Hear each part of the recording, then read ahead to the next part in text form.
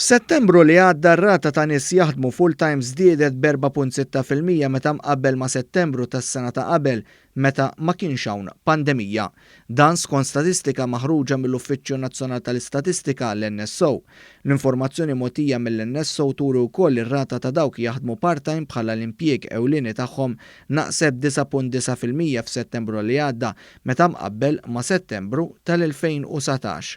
L-aktar setturi tax-xogħol li raw żieda fin-numru ta' impjiegi full-time kienu dawk fil-qasam amministrattiv, tas-saħħa u soċjali. Dawn l-aħħar żewġ setturi raw żiediet ta' 2596 ħaddiem u 1700 ħaddiem rispettivament.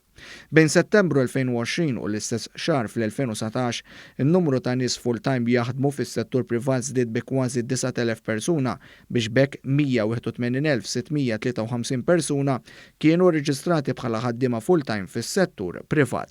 In-numru ta' nies jaħdmu full-time fis-settur pubbliku ra żieda wkoll ta' ftit aktar minn 1400 biex bekk fid-9 xahar tas-sena l-oħra kien hemm kważi 50,000 persuna jaħdmu full-time fis-settur pubbliku.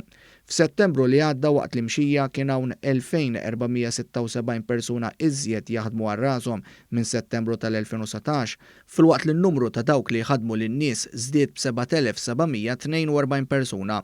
Ir-rata ta' rġiel jaħdmu full-time żdiedet b'4.2% filwaqt li r-rata tan-nisa tisbuq dik tal-irġiel hekk kif din żdiedet b'5.3% fuq is-sena ta' qabel.